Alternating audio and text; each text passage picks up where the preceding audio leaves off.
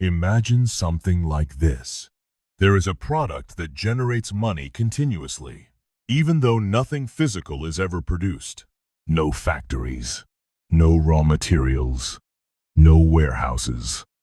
It is so invisible that most people don't even realize they are buying it every single day. That product is debt. Debt is not a neutral financial tool. It is the most profitable product ever deliberately designed in history. It has financed wars, collapsed empires, trapped nations in dependency, and quietly transferred the wealth of ordinary people upward. Yet ask most people today, where did debt come from? Who designed it? Why is the entire system built on it? And most have no answer, because the story of debt is not just economic history. It is the story of money and power. In its simplest form, debt is a promise.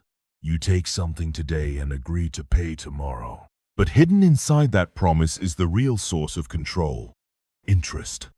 Interest turns the future into profit. It converts time itself into money. For thousands of years, societies understood how dangerous this was.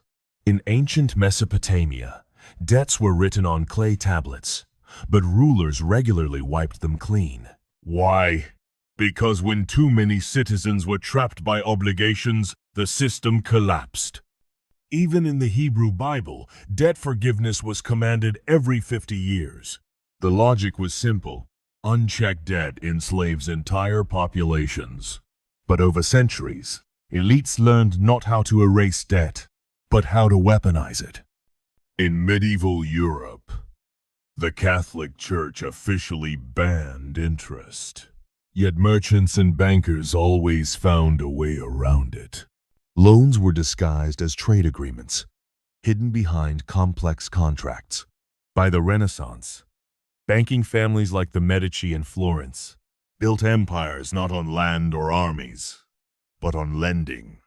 They financed kings, popes, and merchants.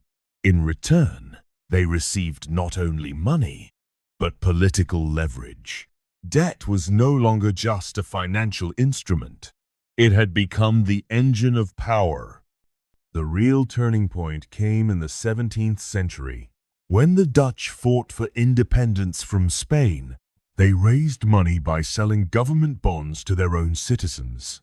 People lent money to the state, earned interest, and traded those bonds freely. This changed everything.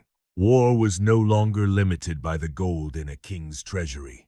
It could be financed by selling the future. England copied the model. In 1694, the Bank of England was founded. State debt stopped being temporary and became permanent. Governments began living on debt. Bankers became indispensable to the throne. Debt moved from private agreements to the foundation of state power. The system was extraordinarily profitable. Lending to governments was the safest business imaginable, because repayment was guaranteed through taxes. Wars that once would have bankrupted kings could now be financed endlessly. More wars meant more borrowing. More borrowing meant richer creditors. A perfect loop. By the 18th and 19th centuries, bond markets in London, Paris, and Amsterdam became the heart of global finance. Armies marched, ships sailed, empires expanded, all on borrowed money. Then the system moved down to ordinary people. Industrialization was built on credit. Railways, factories, cities. People worked for debt-financed companies and then became borrowers themselves, to buy homes, to buy tools, later to consume. By the 20th century, debt was no longer a tool for governments and elites. It was a mass product. Mortgages, credit cards, student loans. Modern life was built on borrowing. Here is the brutal genius of the system. Debt does not generate profit once. It generates profit continuously. Every interest payment transfers wealth from bottom to top, month after month, year after year. A house bought with a mortgage often costs 2 or 3 times its price. Credit card balances grow faster than people can repay them. A promise turns into a trap. Debt is the most successful business model in history. No factories, no inventory, only time. After World War II, the Bretton Woods system was created. The IMF and World Bank were presented as institutions of help. In reality, debt became a discipline mechanism. Borrowing countries were told what to cut, what to sell, how to live. Sovereignty quietly slipped away. At the same time, a cultural shift happened for individuals. Debt was no longer shameful. It was normal. Buy now, pay later. Enjoy today. We'll deal with tomorrow. Banks struck gold. Governments simulated growth. Corporations secured endless demand. But the system became addicted. Banks did not want debts to end. Governments preferred borrowing over taxation. Central banks made it all possible by creating money. In the 1,970 seconds and 80 seconds, the cost became visible. Latin America, Africa, and Asia entered debt crises. The solution was always the same: more debt. In 2008, the system collapsed.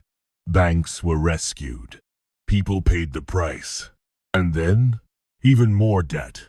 Today, global debt exceeds $300 trillion.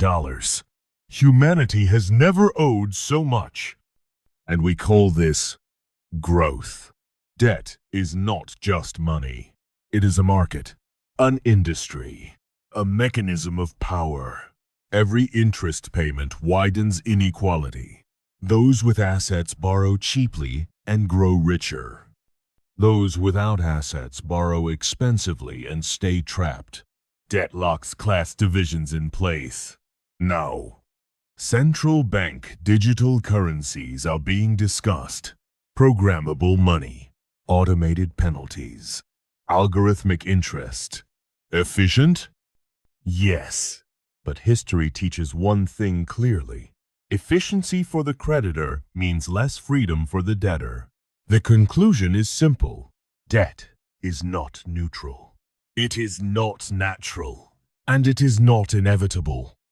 It is a deliberately designed, expanded, and normalized product. Real freedom begins with reducing dependence on debt, with questioning easy credit promises, with seeing the machine behind every opportunity. History does not repeat itself, but the pattern never changes. If this gave you a new perspective, subscribe. History has the answers, and I'll show you where to look.